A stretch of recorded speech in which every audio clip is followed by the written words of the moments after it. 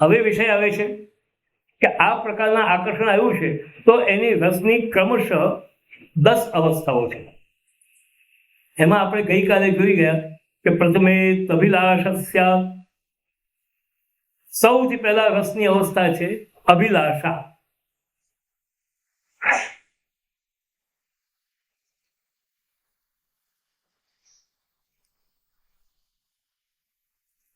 સૌથી પહેલા આપણી દશા છે અભિલાષા, અને દ્વિતીય ચિંતનમ ભવે.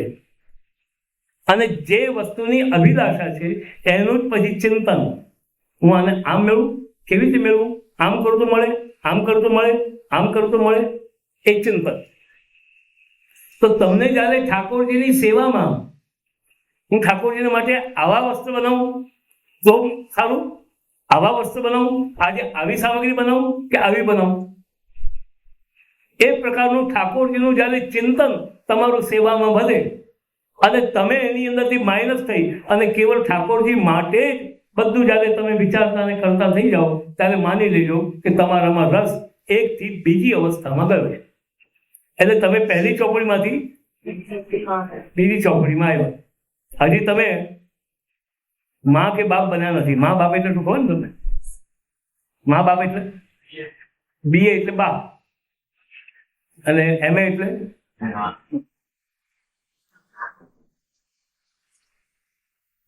અનુસ્મૃતિ તૃતીય. એ જ રસ હૃદયની અંદર જ્યારે ત્રીજી અવસ્થામાં પહોંચે છે ત્યારે અનુસ્મૃતિ થાય છે. સ્મૃતિ એટલે યાદ, સ્મરણ, અને અનુસ્મૃતિ એટલે એની પાછળ ને પાછળ એનું સ્મરણ થયું. એ અત્યારે આમ કરતા હશે, એ અત્યારે આમ કરતા હશે, એ અત્યારે આમ કરતા હશે, એ અત્યારે બેઠા હશે, અત્યારે સૂઈ ગયા હશે, એ અનુસ્મૃતિ થાય.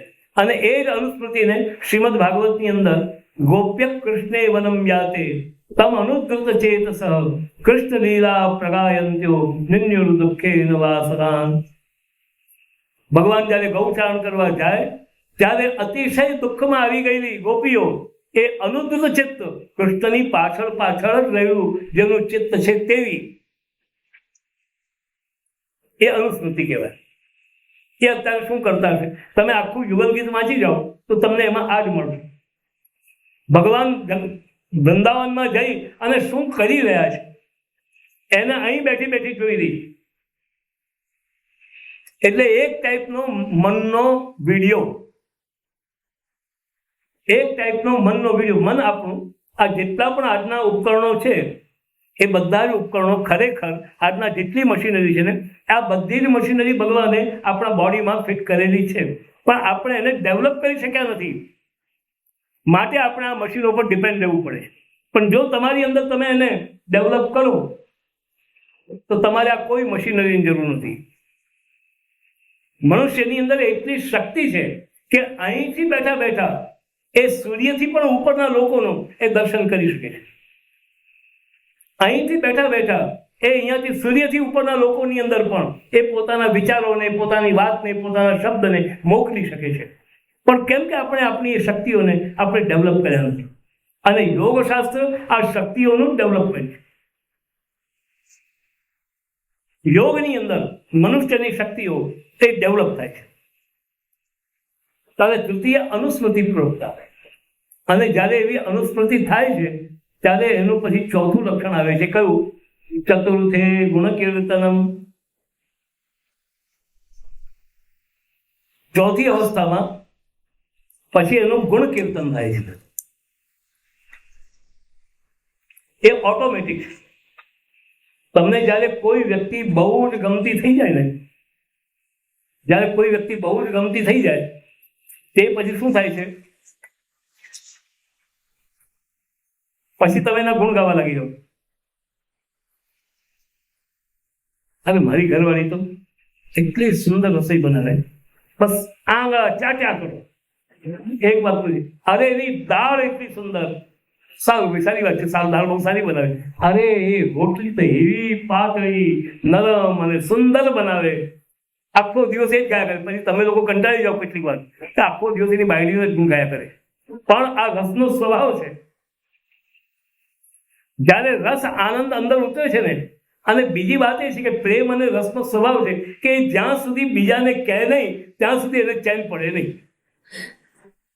આ એનો રસનો આનંદનો કે પ્રેમનો સ્વભાવ છે. જે વસ્તુ પ્રેમમાં, રસમાં, આનંદમાં તમને ગમી છે એ બીજાને કહો ત્યારે જ તમને શાંતિ અને સંતોષ થાય. હા, હવે કેવાય. તેવી રીતે ચતુર્થે ગુણ કીર્તન. આ ગુણનું કીર્તન, ભગવાનના ગુણો, ભગવાન કેવા છે એનું કીર્તન પછી ઓટોમેટિક એના મનથી પ્રગટ થાય છે અને પછી કરતો રહે છે. અમારા સુરતની અંદર એક વૈષ્ણવ હતો. અમે બધા બહુ નાના 5-5 વર્ષના હતા, 4-5 વર્ષના. એક વૈષ્ણવ આવીને અમને કહ્યું, અને એમનો સ્વભાવ કેવો, બધી જ વાત ગાઈને બોલે. એ કેવી રીતે બોલે? ધારો કે દાદાજી અમને બોલાવ્યા હોય તો જાઓ ચંદ્રગોપાલ બાબાને બોલાવી લો, તો આવીને અમને કે તમને દાદાજી બોલાવે છે. બધી વસ્તુ ગાઈ નાખે. અને પ્રેમની અંદર ઓટોમેટિક ગાન નીકળે છે. એમાં કોઈ શાયરી, ગઝલ, કવિતા બનાવવાની જરૂર નથી. એ પછી ઓટોમેટિક પ્રેમ એવો વિષય છે કે માણસને ગઝલકાર બનાવી દે છે, શાયર બનાવી દે છે, કવિ બનાવી દે છે. એ પ્રેમની અંદર સામર્થ્ય છે. જ્યારે પ્રેમ પ્રગટ થાય છે ને તો પછી માણસને શાયરીઓ કેવી રીતે બનાવી શીખવાડવાની જરૂર નથી પડતી. એ પછી ઓટોમેટિક પછી તો એ ઓટોમેટિક બોલતો થઈ જાય કે કિતને તેરે શ્રી હે લવ રફીક, कितने तेरे श्री है लब की रफीक, गालियां खा के बेमजा न हुआ. તારા હોઠ કેટલા મીઠા છે, કેટલા મીઠા છે, કેટલા મીઠા છે. અરે તે મોઢેથી ગાળો આપીને હવે મને તો લાડુ જેવી લાગે. તે પછી ઓટોમેટિક એ ગાનારો બની જાય છે. પછી એને ગાવાનું કેવું નથી પડતું, એટલે એને કીર્તન ગાન કહે છે. પણ આ કીર્તન ગાનને માટે આપણે જ્યારે આપણી સાધન દશામાં આ ચોથું સાધન કીર્તન છે એને જ્યારે આપણે અપનાવીએ ત્યારે એની અંદર કેટલીક વાતો આપણે અપનાવવા જેવી છે કે જે ભરત મુનિએ નાટ્યશાસ્ત્રમાં બતાવી કે ગાનારનો પહેલા તો કંઠ કેવો હોવો જોઈએ. કીર્તન કેવા કંઠથી ગાઈએ તો એને માટે તમારે પ્રયત્ન કરવો. ગાનારનો કંઠ કેવો હોવો જોઈએ? તો ભરત મુનિ કહે છે કે શ્રાવકો ઘન સ્નિગ્ધો મધુરસ્તવ ધાનવાન ત્રિસ્થાન શોભિત્યેવંચ ષટ્કંઠસ્ય ગુણા સ્મૃતા. સૌથી પહેલો એના કંઠનો ગુણ કયો હોવો જોઈએ? શ્રાવક. ગાનાર કીર્તન ગાઓ ત્યારે તમારા કંઠ કેવો હોવો જોઈએ? એમાંથી નીકળતો સ્વર કેવો હોવો જોઈએ? તો શ્રાવક હોવો જોઈએ. શ્રાવક એટલે જે દૂર સુધી સંભળાય એને શ્રાવક કહે. અહીં બેઠા બાજુની વાળાને પણ ન સંભળાય એવો સ્વર અને એવો કંઠ એ કીર્તનમાં રસને પેદા નહીં કરે. એટલે કીર્તન ગાન કરતી વખતે તમારો કંઠ કેવો રાખવાનો? હવે જો આવો કંઠ ન હોય તો એવા કંઠને માટે તમારે પ્રયત્ન કરવો. અને પ્રયત્ન શું કરવાનો? દરેક કીર્તન ગાનારે મારી 2 ગુજરાતી પ્રસિદ્ધ લોકોની જે કહેવત છે ને એને ઉતારી. દૂધ સાકર ને એલચી, દૂધ સાકર ને એલચી, વરિયાળી ને દ્રાક્ષ, જો ગાવાનો ખપ પડે તો 5 વસ્તુ રાખ. દૂધ સાકર ને એલચી, વરિયાળી ને દ્રાક્ષ, જો ગાવાનો ખપ પડે તો 5 વસ્તુ રાખ. હવે એનાથી અગેન્સ્ટ, એનાથી અલગ હિંગ મરચું ને આમલી, હિંગ મરચું ને આમલી, વરિયાળી ને તેલ, સોપારી ને તેલ, હિંગ મરચું ને આમલી, સોપારી ને તેલ, જો ગાવાનો ખપ પડે તો 5 વસ્તુ મેળ. જો આ તમે 10 વિષય કરો, 5 છોડો અને 5 અપનાવો તો તમારો કંઠ ધીમે ધીમે ધીમે મધુર બનતો જાય.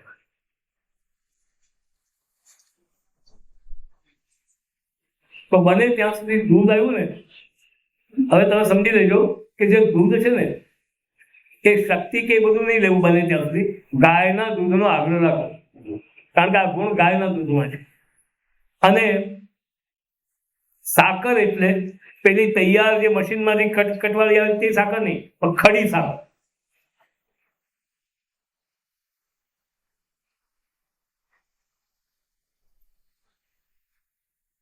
એટલે એક ગુણ આવ્યો કે જે દૂર સુધી સંભળાય. તમે અહીંયા કીર્તન ગાતા હો તો દૂર દૂર સુધી સંભળાય તેવો તમારો કંઠ હોવો જોઈએ. અને એવા કંઠથી ખુલ્લા હૃદય. આ તો તમને જણાવવા માટે હું, તમે લોકો કીર્તન શીખી ચુક્યા છો, પણ અમારે ત્યાં જયારે ઠાકોરજી ગોવર્ધન પૂજા કરવા પધારે ત્યારે કયા સ્વરમાં ગવાય છે? ગોવર્ધન પૂજા કરવા પધારે પૂજન ચલે એવી ગોપાલ ગોવર્ધન પૂજન ચલે, પણ એ કયા સ્વરો ગાય? ત્યારે એ હંમેશા ઊંચેથી ગવાય. પૂજન ચલે ગોપાલ પૂજન ચલે ગોપાલ.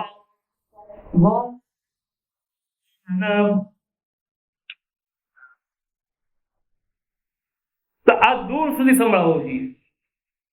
ભગવાને વેણુનાદ કર્યો તો ખાલી બાજુમાં જ નહીં, આખા વૃંદાવનમાં વ્યાપી જતો હતો. અને આ કીર્તનનું મૂળ છે. તો કૃષ્ણની સાથે તમે બધું તમારું મેચિંગ કરો. હંમેશા એટલું યાદ રાખો કે વૈષ્ણવો તનુવિંતજા સેવા કરનારે પોતાનું દરેક મેચિંગ એ કૃષ્ણની સાથે તમે કરો.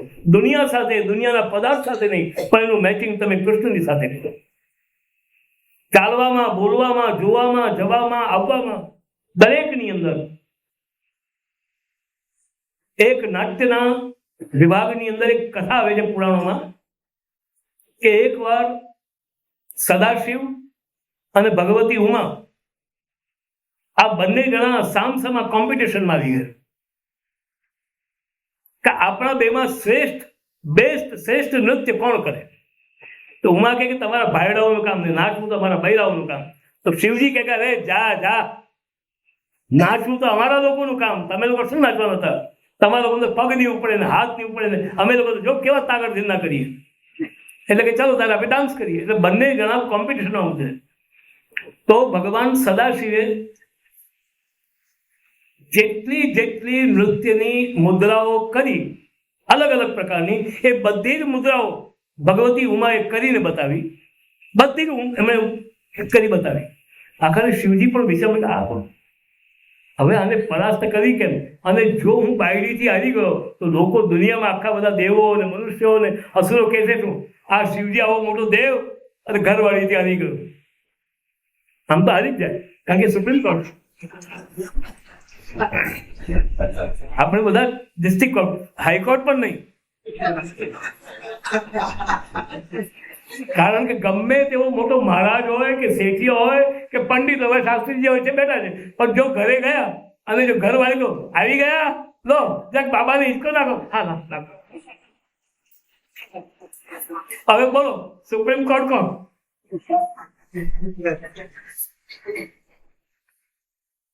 એટલે દરેક એક્શનો ઉમાએ કરી બતાવી. શિવજી વિચારમાં પડી ગયા. આખરે ભગવાન સદાશિવે એક મુદ્રા કરી અને આ મુદ્રાને જોવા માટે ને તપાસવા માટે મારે લગભગ નહીં તો મેં 20 વર્ષ ગાળ્યા છે. શોધ તો રહ્યો કે આ મુદ્રા કઈ લખાણમાં છે, તો એ મુદ્રા કઈ? એ મુદ્રા એ હતી કે એક પગને સીધા કાનના લેવલ પર ઊંચા કરીને મુદ્રા કરવી. આમ આ હાથ છે ને એવો આમ પગ ચાલ્યો છે. આ મુદ્રા, આ મુદ્રાને શોધવા માટે આખરે મને શિવકાંચીના દરવાજા ઉપર એક થાંભલાની અંદરથી આ મુદ્રા જોવા મળી અને એનો હું ફોટોગ્રાફ તને લઈ આવ્યો. આ જયારે મુદ્રા કરીને સદાશિવે તો ભગવતી ઉમા પછી એમને ચૂપચાપ ઉભા. કારણ કે આ મુદ્રા કરી શકતા હતા, પણ જો આ મુદ્રા કરવા જાય તો લજ્જાનો ભંગ થાય છે સ્ત્રીઓ માટે. અને નૃત્યનો નિયમ છે કે લજ્જાનો ભંગ નહીં થવો જોઈએ. અને આ મુદ્રા સતી કરી શક્યા નહીં, માટે એ હારી ગયા. તો એવી રીતે અહીં ગાનાના કંઠની અંદર પણ આ દૂર સુધી સંભળાવવું જોઈએ. બીજો એનો ઘન, એનો કંઠ કેવો જોઈએ? ઘન જોઈએ. ઘન એટલે ગમે તેવો સુસ્વર હોઈને પણ આમ ગાય બહુ સ્વરમાં, બોલે બહુ સ્વરમાં, પણ વચમાં ફેલાઈ જતો હોય એને ઘન સ્વર કહેવાય.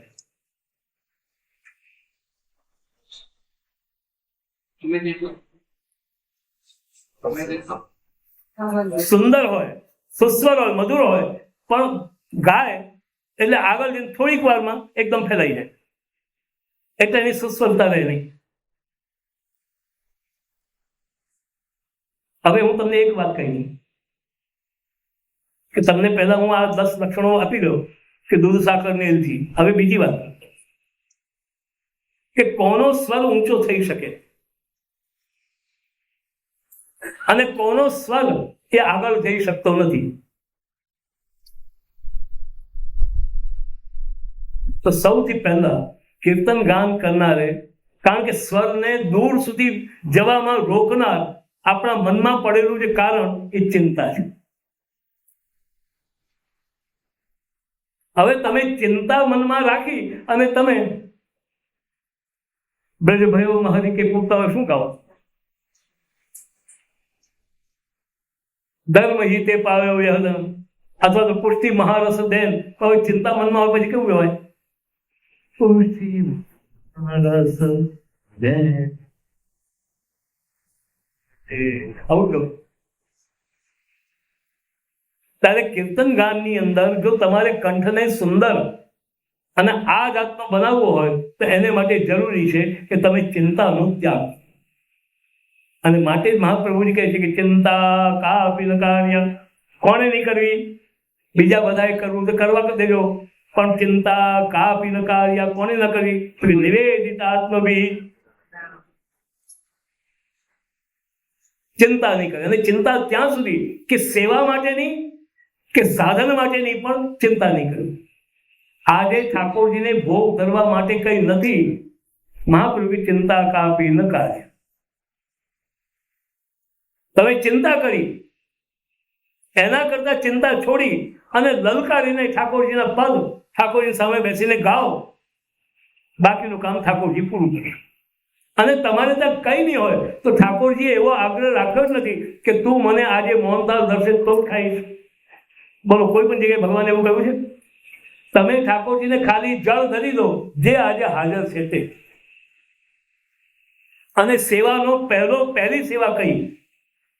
એના આધાર પર બીજી બધી સેવા, તો પહેલી સેવા છોડવી નહીં. એ સેવા કઈ?